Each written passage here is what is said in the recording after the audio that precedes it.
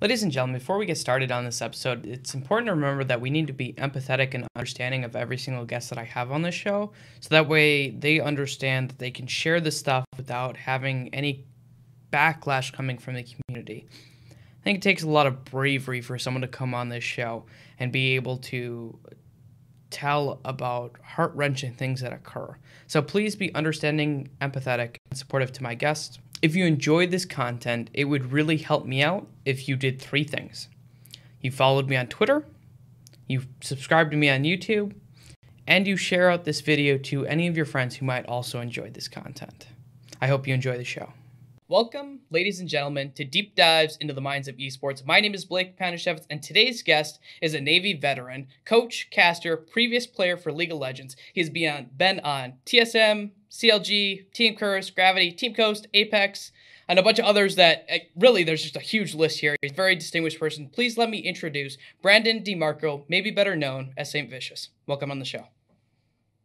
Hello. How are you? I'm doing good. I'm doing really good. I'm really excited to have you on the show. I think that we're going to learn a lot. You're one of the people who I actually wanted to get on the show right away because you're one of the few people who's actually been involved in our military system as far as like the United States. So I'm really excited to have you on the show. I really appreciate your service. My dad was in the Air Force actually, and I wanted to join military, but they rejected me because I have missing fingers. So it's great to have you on the show. You're missing fingers. Is that from like birth or like when you're a kid you do some crazy stuff? Oh yeah, I did something stupid. I wouldn't say crazy. I did some stupid shit. I stuck my hand in a snowblower when I was like 15. So because I'm from Michigan, so yeah, not good decision making on my part, but today we are. So I like to start off the show fairly easy as far as questions go. And one of the things that I learned about you while researching you that I don't know if a lot of people know is where you kind of got your name from. And what I had read is that you had got your name from Cowboy Bebop's Saintvicious. From there, how is that true? Is that not true? I mean, yeah, I was just like an 11-year-old kid or something, you know, like I was just a little kid. So I just kept the name forever since. I think I played like some game called Tibia, and my name on there was like Saintvicious, and they like banned me for having the name. They're like, Saints are not allowed to be vicious, and yeah, so I had to like change my name to like other stuff. So, but I just kind of kept this name ever since I was a little kid. Okay. I mean, Cowboy Bebop's a great anime, obviously. What made you, as a kid, like kind of like that was your character that you thought was cool? Because he is a really cool character, and all. But what, like, there was him or there was Spike, right? So what was your thinking as an 11-year-old that I want to go with Saintvicious over Spike? I don't know. I guess like everybody likes the protagonist, I guess, and I wanted to maybe be like not the protagonist or like be like the other guy or like I guess like in Dragon Ball Z, all that kind of stuff. Like I like Vegeta better than Goku. I was always liked like the non main character person. You know, if that makes any sense. No. Actually, my in-game name that I used for a long time was Raceland, and Raceland is based on he's a wizard actually based on a book series called the Dragonlance series. I know he is. Yeah. So that was always my like go-to name was this character that everyone considers evil, and I was like, I can always relate to him because of the fact that he's really intelligent, but he's not perfect either, and he has his like faults, and I can kind of relate to those faults. So that for me, that was why I always picked someone like that, or like Sherlock Holmes, like though he's a drug addict. So he's a drug addict. So I mean, he is. Wait, what was Sherlock Holmes addicted to? I can't remember. Like morphine or something? I think it was morphine. Your typical British person, opium and morphine. Yeah, opium and morphine. Oh God. It brings me back to like thinking about like psychology and growing up and Freud and like cocaine. Like everyone talks about Freud, but it's just like, no, please don't. Well, isn't like all those like mental geniuses, aren't they like deep into something or other, like psychoactives or all those like different some of them were, but if you look at it depends on what time frame you're looking at. Like Freud's people who were underneath him actually weren't into like hardcore drugs, and they were a lot more sane. So I think that's where you get like Rogerian theory and stuff like that. We actually use more. Freud's theories are not actually really used anymore. They've been adapted to something that's a lot more acceptable.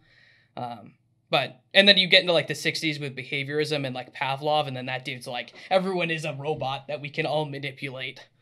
So he's the dude with the rats and pigeons who like functionally created bombs with pigeons. for the military. Bombs with pigeons. Yeah, Is that the guy that was doing the mazes with the clicking noises? yeah, Or yeah. I'm pretty sure he did that too. Yeah.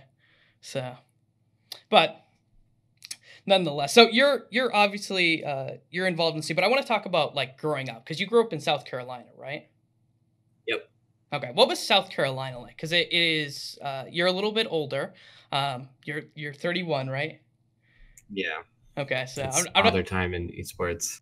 It is. It makes you old. I'm 27. I'm gonna be 27 in like a week and a half. But so that definitely makes you like older for the scene. But South Carolina is it definitely got a different climate than somewhere like California, which is very much different. So what was South Carolina like for you?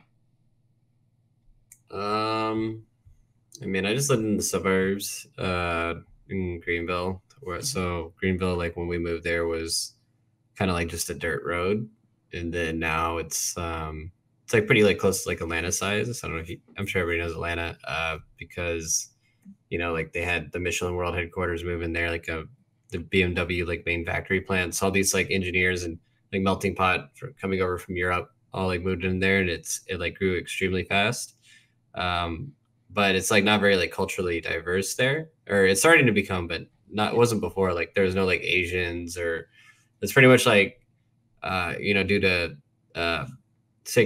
due to like the way that South Carolina like was established through like uh, uh, cotton farms, all that kind of junk. Yeah. Like it literally like the state is like half black, half white. Like everybody's like super reserved. It's very religious. It's not like this is not a very progressive state in Yeah. general. So uh, it's just like very interesting. And my parents like are all from Baltimore, Maryland. Like they come from up north, so they're like I don't want to say they're like liberal, but like they come from like the other end of the spectrum. So it's just interesting to like be growing up like that, and then have like all that kind of stuff around you. Like it's like I'm open to my views, but it's like I come from a place where like people aren't really open. Hmm. So you mentioned that your parents were from Maryland. When did they decide to move down to South Carolina and why? Um, why did they move down? My dad, he's a fiber optics engineer. Like he has a bunch of Okay. patents. And then he ended up like I think he was like teaching at a university, and then he ended up moving down to work for some like Japanese company out of South Carolina, and then he ended up like starting his own business. So I think it's just mainly like South Carolina is a really good place to start businesses, just because of, like tax rules Hmm. and all that. So and then my mom was just kind of like along for the ride. So Okay. What did your mom do? You mentioned that your dad had a bunch of patents and stuff. Was your mom a stay-at-home mom? Did she also work or she like I mean I have three sisters, so I mean obviously that's like a full it's a time full-time job in its job? own. Yeah. Yeah, so I mean she like cut hair and stuff on the side. I think she like sells insurance or something like that now, but um yeah, so like pretty much she just took care of the kids. Hmm. So you mentioned that you have three sisters. Are they older, younger? I have one older sister and two younger sisters. Okay. And they're all like my older sister's a doctor, she's a psychiatrist. And then my two younger is like one's like a accountant for some like major company, and then the other one is works in San Francisco as like a civil engineer. So and then I'm over here like I play video games. I'm the every time like we had the family get together, it's like how are you like still doing this?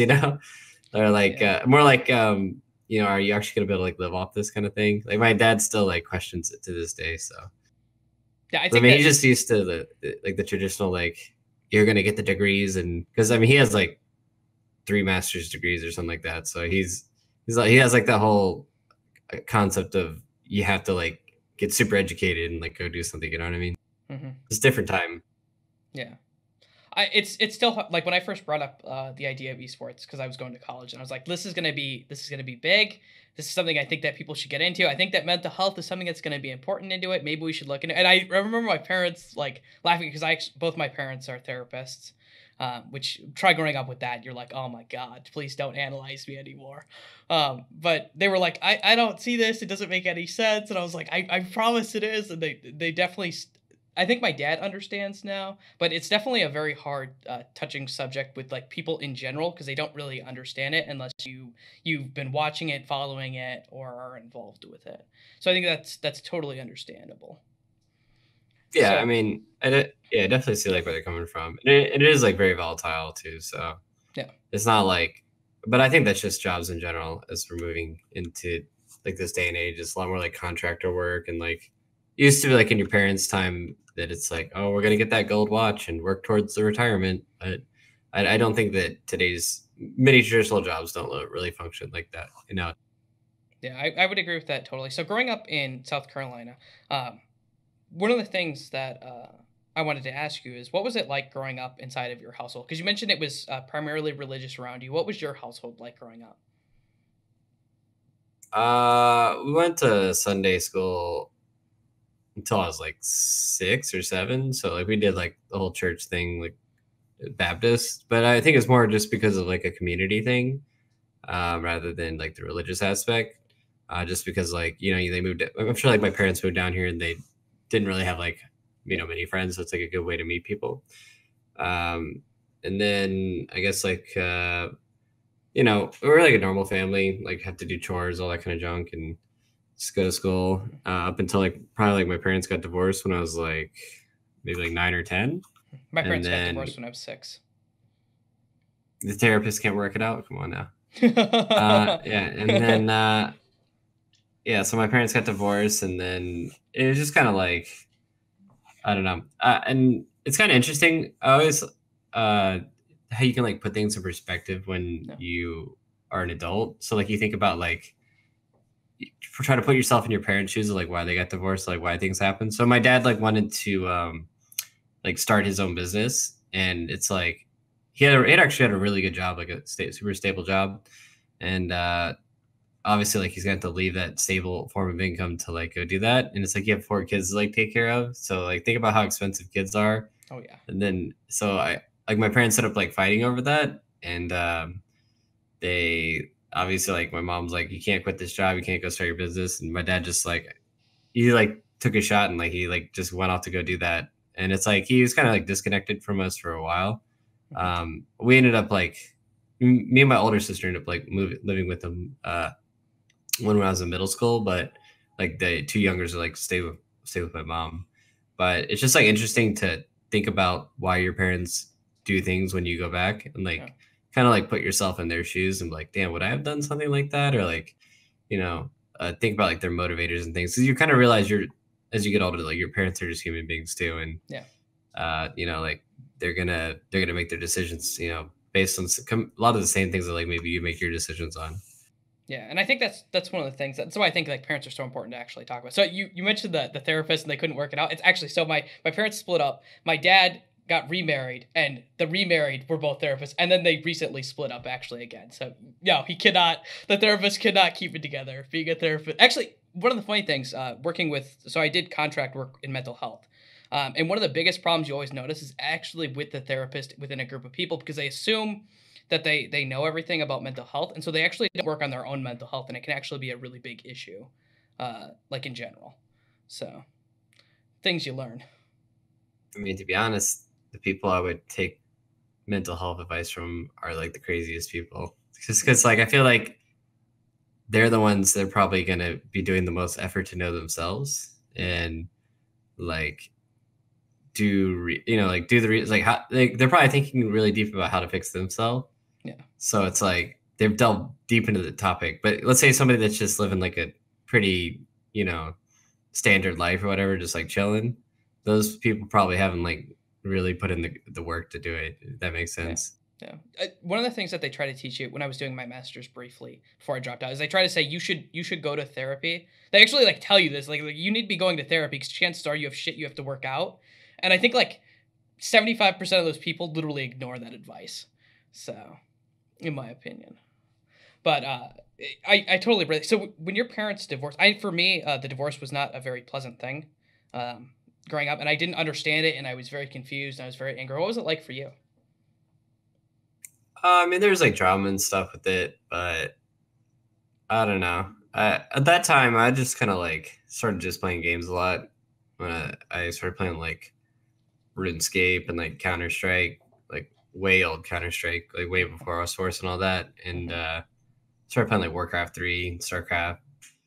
So I kind of just became like an online nerd, I guess, and then just pretty much got lost in that world. So I don't want to say it's like it was an escapism, but like that was. And I remember my parents got my dad got me a cable modem for my like 5th grade birthday, and I was like, this is a terrible game. You know, like, I'm just like looking like, what the hell am I gonna do with this? But then my mom got me StarCraft, and I was like, oh, like I was in 5th grade with like StarCraft and a cable modem. I don't know if people realize like how OP that is, because people had like 28K modems back then where you had to like dial up and it made all the buzzing sound, and they just have like high ping. So it's just like, wow, this is like a completely different world. So yeah, I remember switching from dial up to cable, and because I played Ultima Online a lot, and that it was like huge. It was so big when you were able to not. Well, first of all, people calling the house was not a big deal. Like that's kind of nice. But so you talk about that, and you talk about the games, and I don't want to say using games as a method of like being happy is bad, because I don't think that's true at all. And I think that we do kind of, it's nice to get away from the world, and I don't think that's a bad thing. Like, right? Like, there's so much stuff that happens that I don't think it's unreasonable to say, I want to enjoy this video game and kind of just escape from all the bullshit that's going on in my life, like temporarily. I don't think that's a big deal. So I don't think I used it for that. I mean, like I like hung out with friends and stuff like that, and I played sports in the neighborhood, all that. I played on sports teams and whatnot, but it's more like I just have like an addictive personality, I guess. So it's like when I like lock in on something, then I just like I just go like so ham on it that until like it's just burnt, like until I've like explored every avenue of it. So that's just how I am as a person. I think that's like very typical for men in general. Like a lot of men have like addictive personalities. So yeah, I could see that. So you mentioned school and how that it was very kind of conservative. What was that like growing up in a school that was very conservative? I mean, I'm not like sitting there talking about like political beliefs when I'm in middle school, I'm not like, oh man, George Bush, yeah. So as an example, bullying is something that I could see have been being a problem there in a conservative school, depending on the people who were in there. Like if there was, you mentioned there was a split between like the black people and white people in your area, or in the state. I never. There wasn't like much bullying in my school. I mean, I just lived in like some suburb school. Like there is like bullies, obviously, but especially not with me. Like I would literally just like stay up all night playing games, and I would like sleep through half my classes. So I was that kid. But I was in like all honors classes too. So like I'd be in there with like all the super smart tryhard kids, and like that, and then I'm just like sleeping through like everything. And I like just wake up just to take the test and stuff like that. So. And then you do all right when you were one of those people who could like take the test and just. Yeah, that was me. Okay. And then unlucky. Yeah, I was not one of those people. I wish I would have been. So what made you, like, you mentioned staying up all night and then like sleeping through school. Was that ever an issue with your parents? Because you mentioned your dad has like 3 degrees. And I can't imagine, like, did they know about that? Were you doing good enough that they didn't care? I mean, they're so busy. My dad was like so busy trying to get his business off the ground, and then like my mom's like she was working too, while like they would do joint custody, all that kind of stuff. So she was like working and trying to raise kids on top of that. So it's not like, I mean, obviously it's a problem, but it's like they can't really enforce it just because they're so busy with their own time. Like they got like their own stuff going on. So obviously they didn't like that. I'd stay up all night playing games and sleep in class, but it's more like. Sorry, my cat's going crazy. No, it's okay. It's more like they just, it's like I said, like they're just too fixated on their own life during that time to do anything about it. Mm-hmm. So how much younger are your sisters than you? My older sister, we're all 3 years apart. Okay. So 3 and 3. Like, but my older sister is like 34, and then me, I'm 31, and then you just got 3. So. Mm-hmm. Were you one of those brothers who like would stick up and like try to protect your sisters?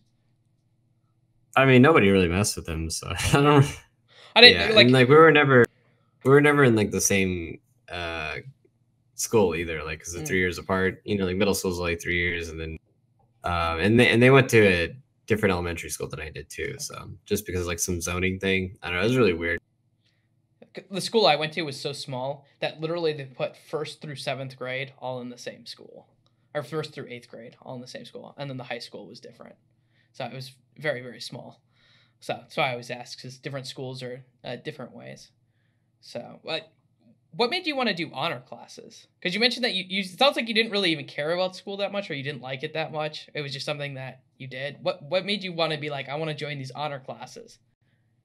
Yeah, that's just what they put me in. I don't know. Well, We took like some tests. They took some tests and they just put me in the classes. Like what? To be honest, like when I was in elementary school, I was such a bad kid. Like I would act out all the time. Mhm. That for like the first half of first and second grade, they put me in like the special needs, like special ed classes, like for challenge kids. Mhm. And then they're like, wait a second, no, this kid's actually just like really smart. He's just bored. And then after that, they put me in like the super smart. Like they had this program called Challenge or whatever. I don't know if you guys had that, but it was basically like we would like build like the model of the International Space Station and Oh, like that's just do like cool. weird, yeah, just do like weird stuff like that. When I was in elementary school, and so I just did that, and like that was kind of like fun. And then I don't know, I just kind of just got randomly put in those other classes. It's not like I'm, yeah, let's succeed. Like I never have like that mindset. I never liked school. Like I to this day I love learning, but I hate math and like those type of traditional things. Like if there was a school that was like all philosophy and like history and things like that, then I'm like, oh yeah, like let's get it. Like I love learning about that. But I just don't like the traditional stuff that they teach you, and where it's like I have to go do like a book report on Charles Dickens or something. So Hmm. I don't know. Yeah. There's a couple schools that are like private schools that are like that. Because I remember learning about them when I was doing my degree. Because they're like very, very expensive schools that actually don't stand a like standardized curriculum. But it sounds like you would have done really well. There are like roundtable discussion types and arguing points. And I feel like that would have probably been something that you might Isn't that have. how like Swedish schools are or I think that something? I think some other schools are that are not standardized American schools. So, but You I you know about so you I want to like go off on a tangent here. Do yeah, you go know ahead. like about the school system and like how it came to be what it is? No, but I like I feel like I might have heard this somewhere. But go ahead, go into it. So basically, like in the 70s, women were testing much lower than men Hmm. uh, in the school system, and they wanted to like equal that out. Hmm. Schools used to be like way different back then. There's more like trade skill kind of thing, and more like a let's say like I won't say like a wide variety of like what they taught you, but it's not like these type of this is science, math, Yeah. like all that kind of stuff. Like basically how they teach you, and they more tailored it towards a system where it's standardized and like you have to take tests and like all that Hmm. kind of pretty much how it is now. Like, I'm sure you know how school is now. And then what happened was is women ended up testing like way higher than men as it because women and men generally learn in different ways. Like Yeah. our brains do operate like it's like men can be like more obsessive and like focused on things, and women are more like detail oriented because just in their nature, like they gotta like look out for kids, like it's built into their minds. Hmm. Like I don't if you're doing caretaking like motherhood, you obviously gotta, like, oh my, I don't want my kid to like wander off and do something and kill themselves, so like they're very detail oriented, very caring. So they changed the school system to be kind of tailored toward like detail oriented and memorization, all that type of stuff. And now like you can see through standardized stuff that women are actually testing way higher than men, and there's way more women in the college system now than there were ever for men. So like that's actually where the shift we're at right now, is that people are trying to bring back the school system to like be more like we went too far in one way, Hmm. and then like now we're trying to like bring it back to where it'll be in the middle. So that's why what you're talking about with the specialized like private schools stuff, and also like how they do in like Sweden, is that like uh people like all learn in different ways, Yeah. and like all of our brains operate in different ways, and now they're just trying to like kind of get it back in the middle. So I don't know, I just was reading like some study on that. That's I thought pretty it was cool. like pretty interesting. Yeah, now you learn a lot, like especially when you start to delve into like the way memories are formed and stuff like that. It is very very interesting to figure out how we actually come to be and like how much of it is nature versus how much of it is like the system that you grow up in. It's very cool stuff to definitely talk about. I think it definitely plays a role when we later on start to talk about like maybe coaching philosophies and the way that we approach different things like that. I think that's important, and it all builds up into what we are today. Like, right, the things that we learn, the things that we've established, the events that have happened to us are all life events that we then make decisions on later on. So I think it's all important to learn about. So, you talked about being in sports. What kind of sports did you like to do in high school? I mean, my parents put me in like everything. So I mean, I Is there any played that you actually baseball. liked, or was it just stuff that you did because your parents put you into it? Pretty much parents just put me in. I like playing in the neighborhood with my friends. Like we play like football and basketball and all that kind of stuff. But it's not like I was never like super big. I just not a big sports person. I don't know. That's It just never did it for me. Like I would just play. Like I would just like play just to like be playing with my friends. mhm. And then like the whole team stuff. I'd just rather be at home playing games during that time. So I just loved games. That's fair. Did you ever play games with your friends, or was that something that you mostly did by yourself? Yeah, we play games like Okay. play Smash, like all the like the Golden Eye, the like why'd you pick Odd Job kind of, you know what I mean? Like we played all the standard games, so like I mean I just kind of did everything. I was like just a regular. hmm So we look at kind of like getting into your high school days, and obviously you had some trauma that you've talked about before, some personal things that happened to you where you lost someone who you really cared about. Um, when that happens and you're 17, you're looking to go out in the world on your own. What are you thinking? Well, I mean at the time, I don't really want to like go too hard in that Yeah. because I already have. But at the time I was uh like a stock manager at a grocery store. I was doing that, and then also I was going to uh I got dropped out of yeah, I told you I dropped out of high school, and then Yeah. like I ended up got my GED, and then I was going to like community college, which is so I was like doing the grocery store thing Yeah. and going to community college, and it was just like I don't know, I just being in South Carolina, and I was like, damn, this is like a dead end, like, and then it's like I just don't, and I obviously like as I said, I don't like school hmm just because I just like don't like all the gen eds, like the math and all. Like my mind doesn't like that stuff like doesn't activate me properly. So I just was like, I need to get out of here and I need to do something different or I'm gonna be like stuck. So I just rolled the dice and just like went where it took me. So Yeah. I just ended up just randomly joining the military and it's like this is gonna get me out of here. So I just did that just to have an escape, I guess. So during that time, were games still an important part of your life? Was it like I basically go to school, go to work, play games, go to sleep? Yeah, I mean I'd hang out with friends and stuff Yeah. too, but I didn't really like when I didn't like going out that much during that time. So just hmm because like I mean I just like I was just like wasn't like in the mentality of like going out or like being around people and things like that. So and that's also like goes into the part about like school and all that. Like I just just didn't like being in like an outside environment during that time. hmm I think that's totally reasonable too. So, you go to join the military, and one of the things that I wanted to ask you about, because I've heard lots of stories, is actually boot camp. Because boot camp is a very interesting experience that I think a lot of people tend to have stories of. Like, what was boot camp like for you? Because I mean, you went through it, so. I mean, it is Navy boot camp, so like Navy boot camp is just it's like a big troll. It's just like Really? it's just like I mean, it's like folding and stowing clothes and like making sure like your bed's made properly and like and if it's not, they'll just like it's what they call it beating, but Yeah. they just work you out until like you literally die. Like so, like some people will get worked out so hard they'll like get carried away in like ambulances and stuff like that. Um, so pretty much like obviously you don't want to work out like that.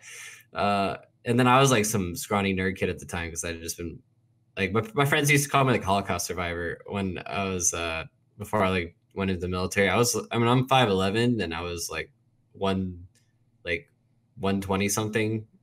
I mean that might not sound That's like probably like some. That's very, That's very, very little. Like to put it in perspective, I'm 5'8" and I weigh 193. Okay, so like, yeah, I was super skinny, and so obviously like the workout stuff was like super hard on me, and also like I just wasn't used to being like in a high pressure environment like that, and my bunkmate, like, lucky for me, was like a guy going for buds, like Navy SEAL, mhm. so he just kind of like looked out for me, I guess, and I don't know, I just ended up just like getting through but it's just like it's really just like a mental boot camps for the Navy is really just like a mental thing, I guess, where their whole philosophy is just to like break you down. Like if you thought you were like a thug or something in the real world, or like you were like whatever persona you had before, it's like they just tear that to the ground and then they start trying to like build you back up. That's like pretty much the whole military Yeah, philosophy. So but I mean, they need to, right? Because there's a chance that you could be responsible for someone else's life, and if you're not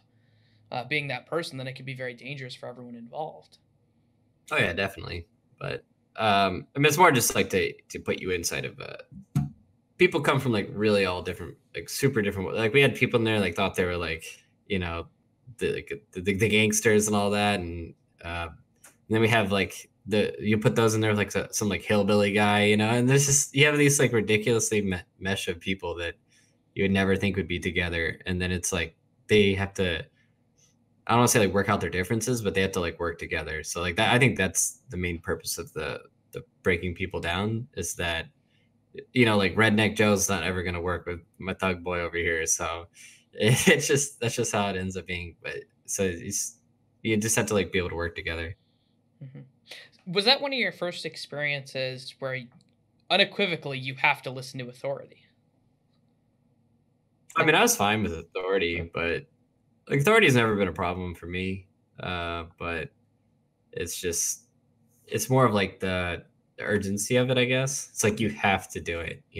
So like my boot camp building was on like a 3-story building, and obviously like my last name is DiMarco, and then we do these things called watches where you just they call it like the quarter deck, which is like the main office people where you would like ID people coming in and out, Mm-hmm. and the boot camp drill instructors like yell down like the 3 flight thing like Marco, and I'd have to like sprint all the way up the 3 stories like up into where our place was, and then I'd have to like yell polo in their faces, or else they'd like beat my ass. It's so fucking messed up.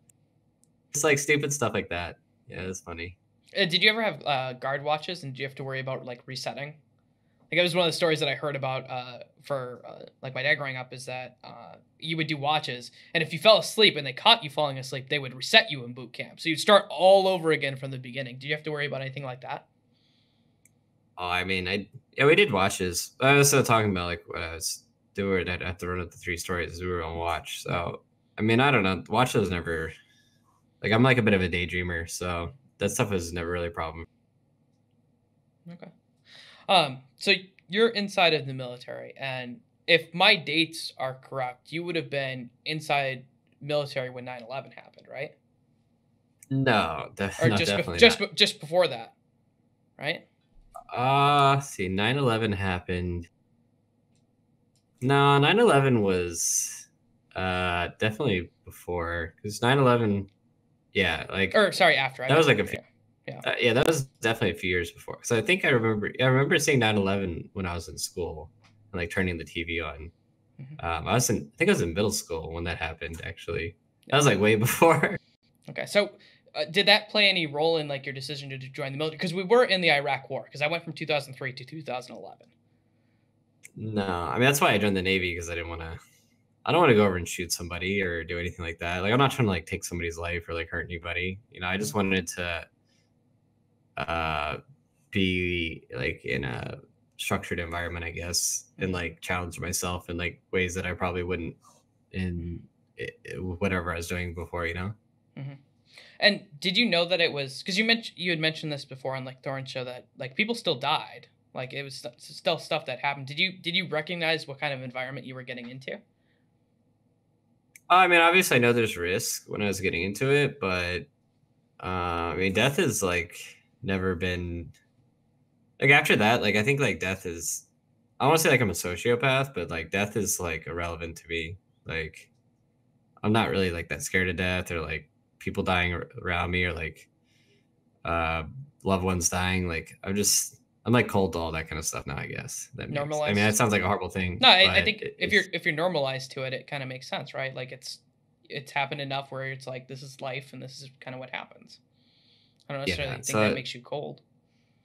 I don't know. I tell that's like my views on death to some people. They're just like they think I'm like a sociopath or like I'm like sick in the head or something. I've had a lot of people tell me that, but it's just I don't know. It's just death is just like death is just as much a part of life as like living is. I don't know. It's just like normal. It's like it's just something that happens.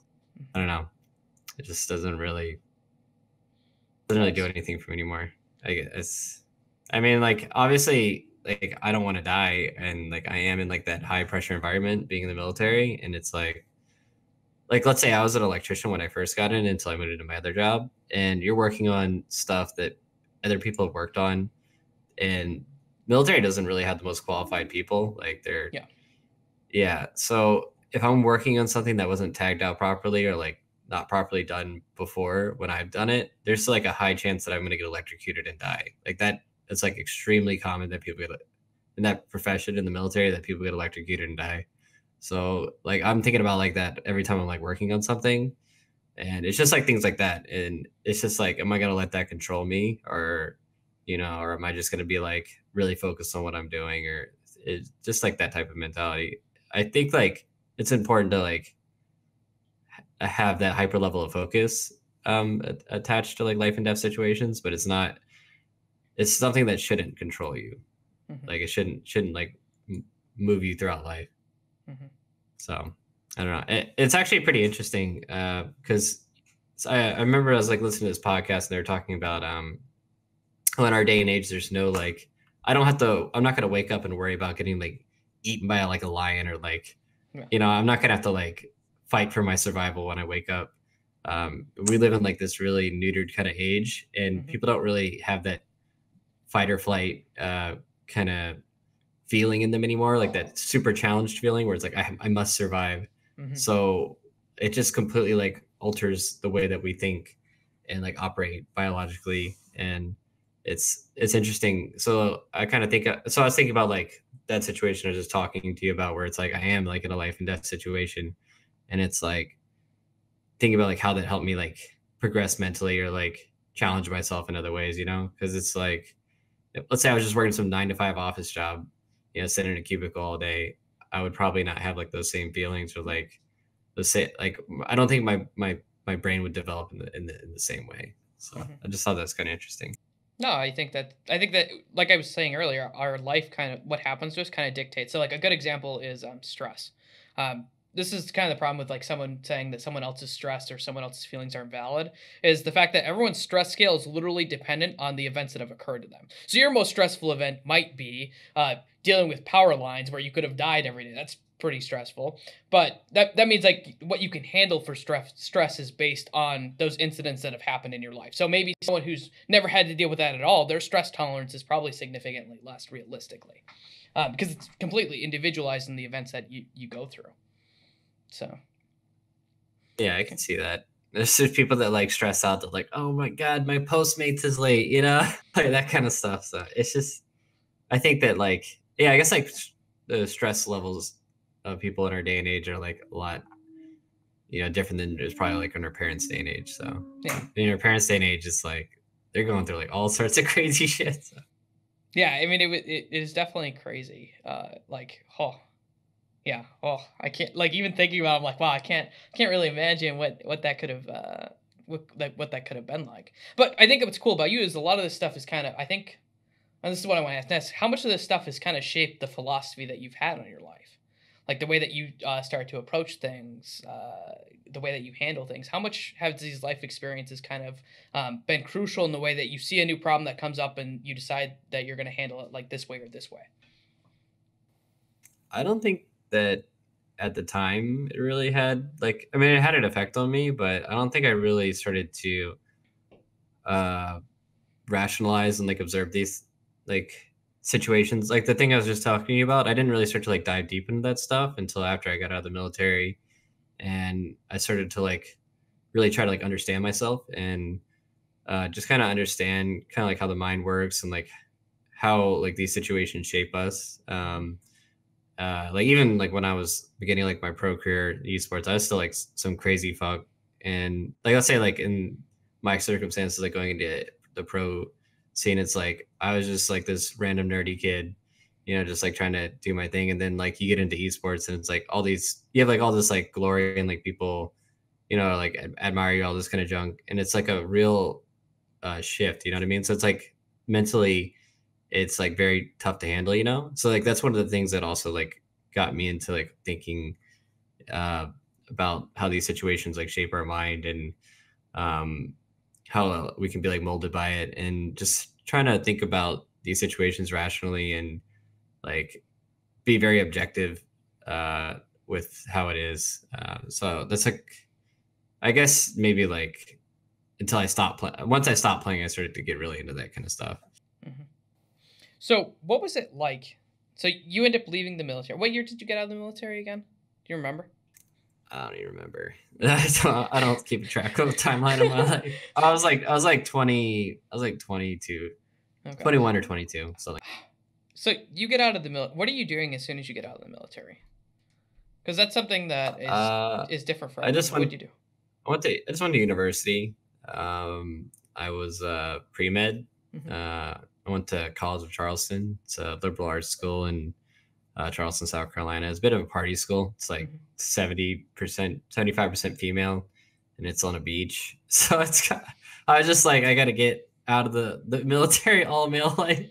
I don't know. So I was just like getting that kind of stuff out of me. Like I like went from like one end of the spectrum into like the other. You know what I mean? It's like where it's super structured, like very testosterone driven, into like this like liberal, I don't want to say like hippie kind of thing, but very different from the military kind of mindset. And I was just studying chemistry, biology, all that kind of junk, all like the prereqs to try to get into med school. What made you want to go to med school?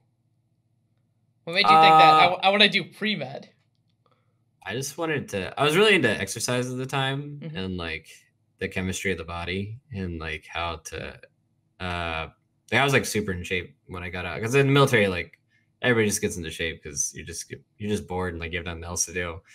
So I was like super into exercise, and I wanted to be like an orthopedic surgeon and work in like sports medicine. But yeah, and then I was still like playing games like super hardcore at the time, which was like interfering with my studies a bit, but it's like I was still like getting through it. And yeah, so that's like when I like I guess got into League of Legends. It was like during that time. So when you were in the military, I'm assuming that you probably weren't able to play video games hardly at all, right? No, we played games. Did you? I had a kind of unique job where like I never got deployed or anything like that. So like my job was like pretty much the equivalent of a 9 to 5 job, except we had duty days where you'd have to stay like overnight, kind of things like that. So I wasn't sure if you had ships, or oh no, I mean we had a ship and all that, but I stayed like on the base and whatnot, and then we just go and work on the ship, or we would go travel. So we like if I traveled, we'd fly somewhere or something. I had a friend who was stationed on an island, and I cannot remember the island, but there's like barely any internet connection, and so like even like trying to play games is very hard. So like recently, so that's why I was asking, is because if you're on an island that has nothing on it, then I could totally see not being able to play video games. So you get into college and you start to pick up League of Legends, and it kind of becomes you mentioned that it kind of like it made school a little bit harder. What point did you realize that, hey, I could go play professionally? Was it before that? Was it? I mean, there was nothing really before it. I mean, Counter-Strike was kind of taking off, but I wouldn't say it's like where it is now, obviously. But I mean, I was on CLG at the time, and I was going into my senior year. I was trying to look at med schools I could apply to. I was like in that mode, and then we ended up playing in some tournament called IM Cologne in Germany. which we ended up winning. And on the team like Hot Shot, I'm sure everybody knows him, and he's like, oh, like I think this thing could like really take off, like that kind of thing. And it's like he's talking to like Razer and like some weird sponsor people, and then I was just like, fuck it, like I'm just gonna do this, and I just focused all my time in, because he was streaming at the time too, like a stream, like being a big streamer at the time was like getting 2K views. Yeah. It was like on, yeah. And his stream was like starting to blow up. And then I just started streaming too, because he was streaming, and I really enjoyed that. And I don't know, that just kind of like took up all my time, was like streaming, playing the game, trying to get better at it. And I don't know, I just took the plunge. I was like, I can come back to school when I want to come back to school, Did you graduate? Did you end up finishing out the year? Or did you end up dropping out? No. Well, I mean, I left like right before I started my senior year. Yeah. So okay, I wasn't sure. And the funny thing is, like all those credits are like gone now too. Yep. So if I wanted, that's to, why like, I was asking. asking. School, like I'd have to start. And my dad's like, why don't why don't you go back to school? I'm like, fuck, dude, I got to do all 4 years over again. Like, I don't know, man. Well, if it makes you feel better, I went to school with my dad when he was like 35. So, like, the timeline, we actually went to school together briefly. So it's fucking weird, by the way. So, but it is doable. Was he like doing his master's or? No, his undergrad. He was a prison guard actually, and he ended up getting a brain tumor. And after his brain tumor, when he got better, thank God, he's like, I'm not going back to the prison, because he was so miserable at the prison all the time that he decided to go to school. So he went to school when I was, I think, 15, 14, and so his last year of his undergrad degree was my very first year of college, and we went to the same school. So we were literally going to college together for an undergrad degree together. It's like the weirdest shit ever. So yeah, that's interesting. So, I mean, I hope he's, as long as he's not doing like he's 35 years old and doing kegers with the 19-year-old. He joined a fraternity. Like, funny enough, we are actually in the same fraternity too. It's a little weird, but yeah, it's hilarious. My school didn't really do keggers that much. It wasn't like, it was a drinking school, but it was drinking because it's winter, like 8 months out of the year. You're in Michigan. Okay. Yeah. So it's like a warmth thing. So kind of like looking at being a player, and you're being on this team with a bunch of people who are, I'm assuming everyone was younger than you, or at least a little bit younger than you. I mean, we were all, I was like, I think most people like 2 years younger than me. Yeah. Like most of us during that time were like pretty close. Yeah. But you also had the experience of coming from like the military, which is very much different than most people probably go through. How did that affect like being on a team with people? Like, what was it like going from structure to a very chaotic like lifestyle? Like, school obviously isn't very structured, into like a team and environment, especially like the beginning of esports. What was that kind of like for you? I think just the way I mean, when I look back now, I hated how like I handled like team situations, environment, and like there was no coaches back then either, or like anybody they're not even like managers or anything. No. So, and then on top of that, like you have all the people in the team are also like idiots. Like we're all just like a bunch of idiots like thrown together. You know what I mean? And you have people that are like very unstructured, and then I don't want to say like I was a structured person come from the military, but it's like I have this like you have to do it mentality, where it's like we got to get this shit done, like whether you like it or not. Mm-hmm. So like that definitely like rubs people the wrong way if like you're coming at them like that. And then I don't know, we came from like very different backgrounds, and we're just being thrown together and trying to make it work out, Mm-hmm. So over the years, you obviously played on many, many different teams. You one of the most people still like involved in esports. You're probably one of the oldest, like as far as like the beginning of like League of Legends, and moving into like a coaching career and stuff like that. What have you learned over that timeline that has been kind of crucial for you in like the coaching? You take all of your life experiences. What are things that you realize that you had to change about yourself? What are things that you've changed over the years compared to when you first started to the point you are now? It's just I became way more empathetic. Like it's like I was saying like before, like death and all this like other type of stuff, is I became very like, I want to say like emotionally cold or like cut off. But I don't know, I had zero empathy for a really long time, just because of like what I went through. And So it's very difficult for me to connect with others in like a close way. Like I obviously like had a lot of friends and stuff, but and like I had like relationships, but it wasn't like I don't know. I was like still very cold in those situations. So as I like got into the later parts of my 20s, and I started reading about like the mind and then also like talking to like a lot of other people that had like gone through like other things like this, and um, just getting like a more broadened friend group, not just like people who just stay inside and play games all the time. People that are doing like real life things, and uh, just talking about these kind of things. And I was able to develop like a lot deeper connections, and uh, just like the way that I handle talking to people, and being more interested in like what motivates them, like how I can like help that situation, and like uh, you know, putting myself in their shoes kind of thing. So I just kind of the more I like realize how I actually function and work, like the more I realize how other people actually function and work. Mm-hmm. And so, like, does that change like the way that you start to talk to people? Does it go across the board? Like, where were the major places that you started to notice that you had to really change things that were kind of like ingrained into you? Uh,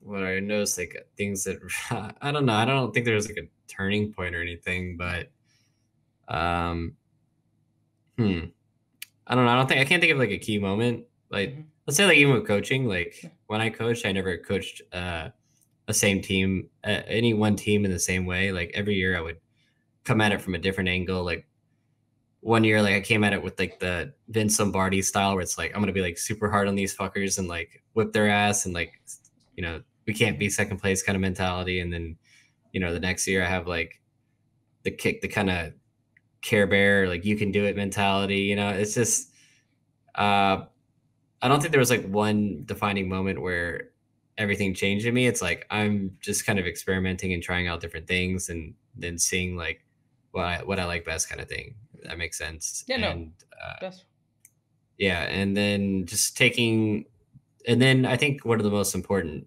characteristics that somebody can have is whether it be coaching or anything in life, is that you need to be able to self-evaluate, and your ability to not only evaluate yourself but the things around you and the people around you in an objective way, and taking that evaluation and learn from it, and like gather what you can from it is like super important. So I was always like constantly critiquing and evaluating myself, like looking at how my impact was on others, and just trying to like take the good and the bad from it, and kind of just tweak the knobs a little bit to like fine tune. Mm-hmm. So when you mentioned those different coaching styles, what did you like best about that? Because you obviously mentioned two very drastically opposite ends, and I imagine it's somewhere in the middle. But what did you like about different aspects of those coaching styles? Well, I don't want to dive too hard into like each of the individual coaching styles, but I guess I can talk more about like my philosophy now, Yeah. because that's kind of like what all those things led into it. It's just more like there's I mean, people think when generally people think coaching, they think what is actually teaching. Mm-hmm. So teaching is just me passing on knowledge to you and be like, this is how you do it, this is how you do that. But coaching is what I'm gonna like teach you how to learn on your own. And like everybody's capable of doing what you're trying to teach them, and they can do it from their own and from within. Mm-hmm. And it's like you need to the coaching needs to take precedence over the teaching. Where it's like you're gonna teach a man to catch a fish, Mm-hmm. don't just give him the fish. So just learning how to set people up with good systems where they can be very focused and like mentally set to do what they're going to do. Um, and it's a lot of the same things I just was talking about, where it's like you can self-evaluate, like evaluate these situations, like be detail oriented, like look at, try to kind of teach them how to like look at what I'm looking for, and that way that I don't have to sit there. Like, let's say I'm going to go over a VOD with somebody. I don't want to be like, hey, look at this in the VOD, look at that in the VOD. I want to be like, this is what I'm looking for, kind of thing. And it's like, what do you see? Like, I want to like start the conversation with them, and I want to get them to be like, this is why I look for this. Like this is what I'm trying to get out of this. This is what I'm going for, and this is how I use the information to be in my like everyday practice and things like that. So I just think that it's really important to not only pass on knowledge, but just set people up with good systems to where they can, the student surpasses the master kind of thing, Mm-hmm. I mean, that's something we talked about, like education before. That's moving from a standardized just question to actually like growing, right? Growing that individual out, and that's kind of something that we even talked about a little bit earlier. One of the questions I have for you, and this is something more like structurally, when you look at like teams, what do you think a team should be responsible for? So, like a good example is like mental health gets brought up a lot, and whether or not a team should be responsible for having a psychologist. I'm kind of in the middle. If a team provides insurance, it would kind of make sense that a therapist at least they could seek one out. And I understand the argument back and forth, but what do you think a team should be responsible for and should have, like as far as like staffing are concerned? I mean, I've been on teams that have no staffing. I've been on teams that have like overstaffing. Like I've been on like Team Liquid when they're like going all out, where it's like we have the sports psychologist, like the nutritionist, like all this kind of stuff. I think that so let's say like the the thing we're talking about before, where like stress could change the way that you operate and can actually be a good thing. Like I think as long as you have somebody there in the team setting that can help teach somebody how to manage stress and like how to kind of use it in the best way possible, then it's like, do you like that could be a coach, that could be a manager, that could be your owner, like that could be anybody that filling those roles. I don't think that like I don't like the idea that like you have to have like each of these individual positions because everybody has their own strengths and weaknesses.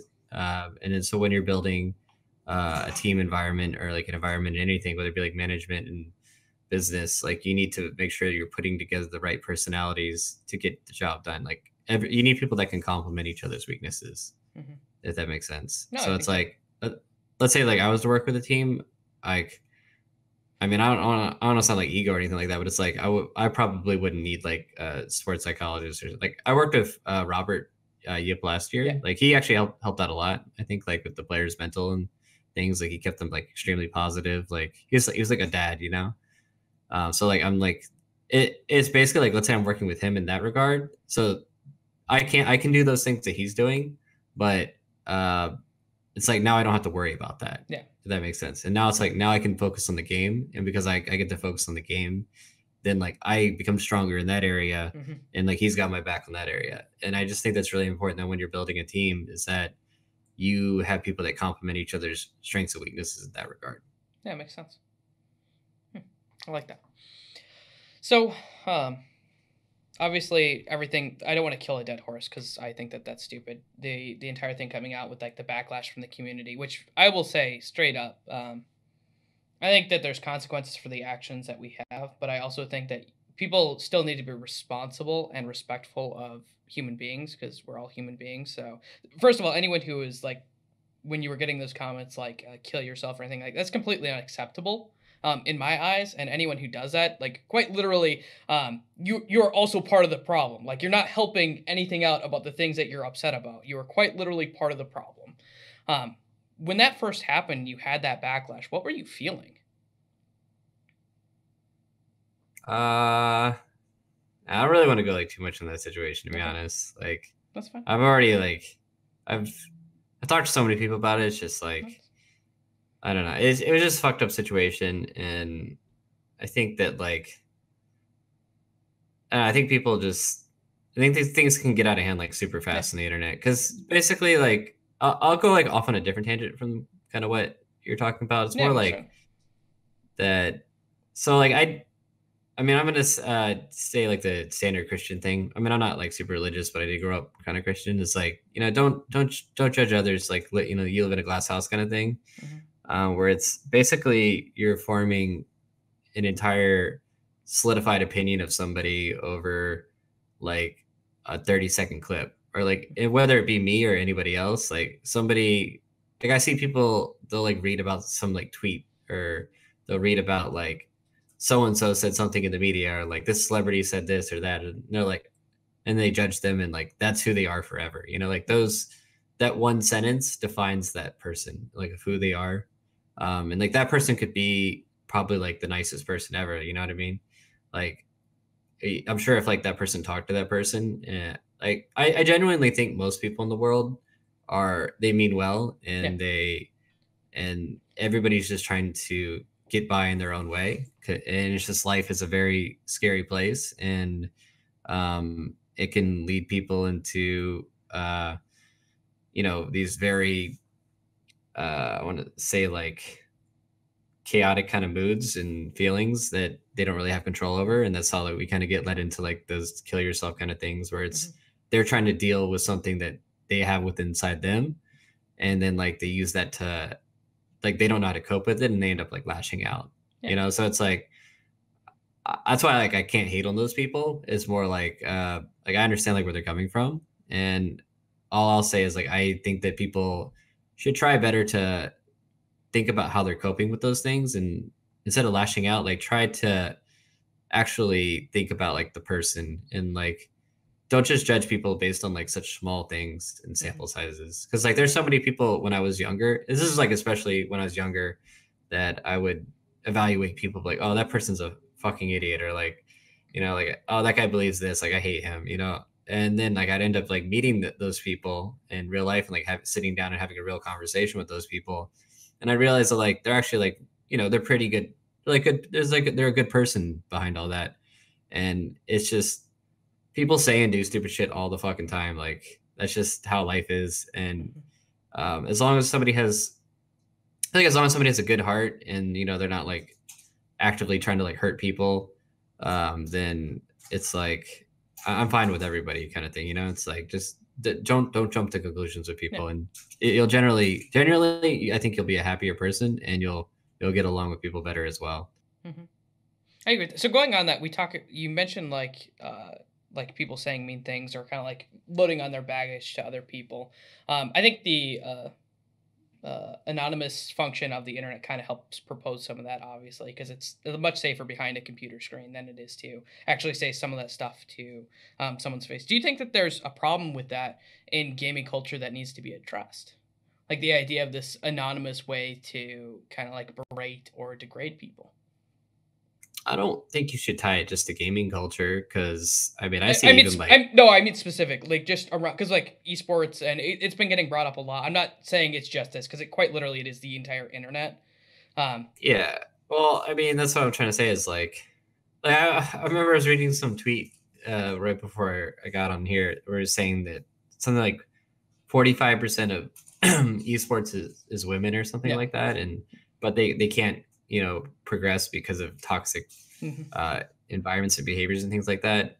And I mean I think that's like kind of an absurdity, because I think like that toxicity and stuff like that is prevalent in every environment in the world. Like I see like super educated people, like having like Twitter battles with people, and like flaming the shit out of them. You know what I mean? Like I see like all walks of life. I think it is like a not just maybe not even just an internet thing, but it's like just the way we communicate with each other in general in like this day and age is very, it's like we're not well practiced in it, and we don't really realize kind of like the consequences of what we say and do. I'm guilty of this just as much as anybody. Like I'm sure everybody is, and it's like the art of conversation is kind of gone, and just people just like way more open to just like flame the shit out of each other for nothing, like or to label. This is kind of going off what I was saying before, I think that last tangent, where people will like label people. I see people just because they don't agree with somebody else's opinion, they're like, oh, you're a fascist, like you're a Nazi, or like you're a racist, like you're a bigot.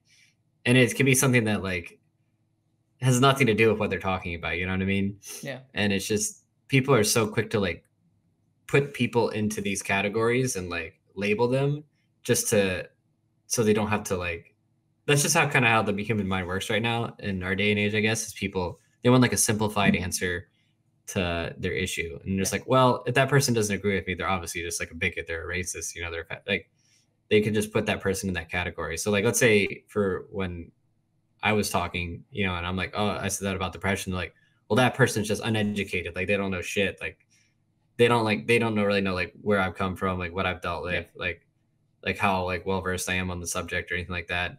And like that's understandable. But it's just like people want that simplified answer just to like I was saying before, where they're talking more from within themselves, and then they're using that simplified answer as a way of comforting themselves. As like that, it's like comforting them to confront it in that way. Yeah. So I think that even going back to gaming, like gaming is a very fast and like impulsive environment.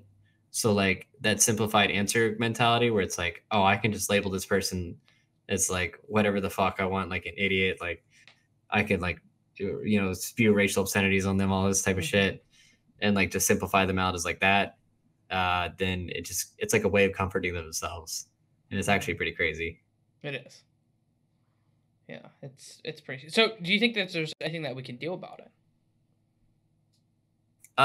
No, I mean I don't think so, because like I think that the further whether what the problem is that um kind of like if you go let's say that education thing I was trying to talk to you about before, where you go too deep down one avenue, then you lose out like in the previous avenue. Um, I was reading this book called Tribes, and they were saying like there's like these two different types of people that like evolutionarily progressed and like got us to where we are today. And you can kind of compare it to like political views. So you have like the liberal who's like very open, and they think that like let's say there's an outsider coming in, like they want to be accepting of that person, like bring them into the group. And then you have like the conservative where it's like very questioning, and like they want their group to be more close knit and like, you know, this is who we have kind of view. And it's like in order to be a functioning, well-formed society, you have to have both of those things. Yeah. Like if you keep your group small and you can't bring people in, you're gonna fail. If you let everybody in, you know, like you could be letting like an enemy in, or like you could be letting something sick, you know, you're like setting some like hostile thing to bringing it in, or something that's not healthy for you. And you need to have like both of those ends of the spectrum, and you need to meet in the middle somewhere. And like that's how you end up like having the best possible system. So like when people go and attack in a situation where it's like, how can we best, you know, fix this like toxicity situation, or like so right now like people think the way to do it in online, I'd say it's going more like in the left, like the liberal kind of movement, where it's like very SJW, like we gotta like if anybody says anything like to offend anybody, like we have to attack them and like go after them like super hard kind of thing, you know.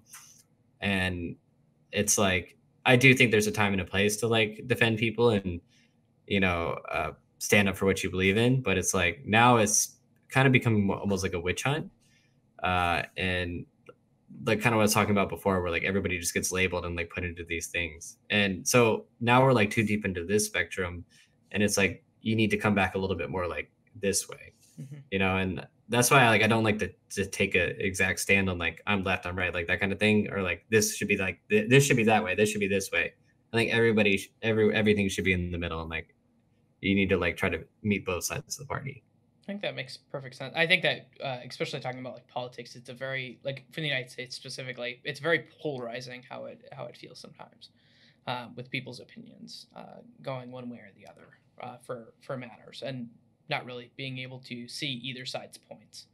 And I think it's a good lesson for life. Actually, is that you do need, like you mentioned those two tribes. Actually, I used to teach people about like improving themselves using a very similar example, except for we used a zombie apocalypse because it's just way cooler to talk about like a zombie apocalypse and letting survivors in to your camp or not. Because the idea is that they could be infected and they could kill everyone, but they could also be an engineer and they could give you fresh water. So it's just a really cool example of how I would utilize it. But you do that with yourself too. Like the ideas that you decide to bring in or reject is very much like your own little system. And if you can't, you need to know when to take in ideas, but also when to reject ideas. And if you don't do that, then you don't grow as a person too. So I really like that. Yeah, definitely. Yeah, it's just funny. Like, Yeah, like your own body is just kind of like a operating society. Like, it's this, we're just like our own, we're just we're like an organism, but Mm. we're kind of like functioning how society does. It's pretty interesting. I like your analogy to that. So one of the things I wanted to ask, I believe you recently did a charity, right? That was a couple weeks ago, 3 weeks ago. Yeah, but like we didn't raise that much. Oh, Like, I mean, my stream's like not that popular anymore, mm. so. And then also people still like hate the fuck out of me, so Oh, feels bad, man. I'm sorry about that. I still think that that was something that was good. So what I wanted to check is that I remember you saying that was one of the things you were looking to do to see what you could do with it. What are your goals kind of for the future? Like, what are the goals that you want? Because you have a lot of paths that you could go down. You could go back to school. You could go back into esports if it's something that you're still passionate about. Which, to be honest, after what occurred, I could see maybe you saying, "Listen, I didn't like the way that this felt. I thought that it was very extreme, and maybe I want to try out other things that I think are cool." But what are you thinking for the future for you? Like, what is it that you're passionate about? Isn't that the $1 million question for everybody? What I are you mean, passionate? well, it's are you passionate about it, and can you live off of it? Those are like both of those things are. Uh, I don't know. I mean, that's something I'm battling with like every day. Is like I really liked coaching just because Yeah. I liked passing on all this kind of stuff that we kind of talk about today. And so I do like that, which is unfortunate, since I'm not coaching right now. But I'm kind of just like hanging out, like streaming right now. I'm like talking to a few people. I might like try to get like an industry job, but if I do that, then it's like I'm kind of like shutting the door on coaching. Yeah. That's like where I'm at right now. It's like whatever I do, like I would end up like what I am passionate about is coaching. Like I like to get into all that kind of stuff, but it's like uh I don't know. It's like I have to obviously I have to like think about my career and like all that kind of stuff. Um, I don't know if I'd want to go back to school because, like I said, I'd have to start all over again. Hmm. So You that's like a mentioned big pain in the ass. you mentioned coaching. Have you ever thought about coaching like other things, like whether that would be like sports or uh, different things? I'm not sure how much you like sports. Personally, I don't really like watching sports that much. Hockey's okay, but that's because I grew up in a snow Iceland of hell. But Yeah, I mean, I looked into that, but it's like there's like corporate level coaching, which I would have to obviously go back to school for a yeah, long time. It's just more like, do I want to go back to school and like do everything all over again at like 31, which is like a big step, or do I want to? I could go work some esports job because I am like pretty knowledgeable about the yeah, scene. Like I know like all the inner workings. I've been in this for almost a decade. I do like esports. I still love games, but I don't know. I think that's just something I want to like have to figure out in like the next couple months, and I'll see. I'll see. Like I have no like set thing right now. mm-hmm. Yeah. I think it's you mentioned that like I think it's funny because everyone always thinks that esports is like this. I mean, don't get me wrong; it is an amazing thing, and I love it, and I love everything. But it's definitely not all roses and chocolates. I think that's something that you've probably learned, considering you were here specifically for like League of Legends for literally the inception of League of Legends. Like where it is now is like millions of miles from where it started, obviously, and it's probably going to progress more. But not everything is perfect, and like kind of that inner debate of what do I want to do? Where does my life want to go? I imagine that would be very confusing and hard in your situation. So I do not empathize with you on that. Like I don't want to be. I'm sorry, you're a cool dude, but I don't want to be in that spot with you there. So, but I imagine that it's kind of very difficult right now. Like, Yeah, I mean, I'll figure it out. I think that like I'm always just looking for a new challenge, mhm. But it's like I want to make sure that challenge something that I don't want to end up in a job or a situation that I'm not gonna be passionate about it Yeah. because I just have the mentality of like once I get into something, I'm all in, like Hmm. I'm doing everything I can to do the best I can at it. Hmm. And that's why it's like very important that when I take that route, I have to like it has to be the thing. Hmm. So I'm just kind of like soul searching right now. That makes sense. So, one of the last questions that I have for you. This is something I try to remember to ask all my guests if I don't forget. If you could see anyone on a type of show like this, like you get to choose anyone in the scene, can be behind the scenes, can be in the front of the scenes. I don't care. Who would you pick to have come on like the show, having had the experience yourself so far? Uh, I don't know. I think I'll just say like one of the people I think is the most interesting people I've met in my time in esports. He's the guy who works for Twitch named Garvey. I don't know if Oh, you I know met him. him. No, I met him recently when I went to Susie and Monty's wedding. He was actually there. Oh, okay, yeah, he's sorry, yeah, his story is probably one of the most interesting I've ever like talked to about anybody in life. I'm not gonna like spoil it, but No. yeah, you should definitely talk to that guy if he wants to. But he's very, very interesting person. Mm-hmm. Okay. Well, that's all the questions that I have for you for today. Do you have any shout outs you want to give? Normally I don't do them, but because I think a lot of times they're awkward. But if you have some, no? Okay. Well, ladies and gentlemen, this has been Deep Dives into the Minds of Esports. Thank you so much, Saintvicious, for being on here. And that's the end of the show.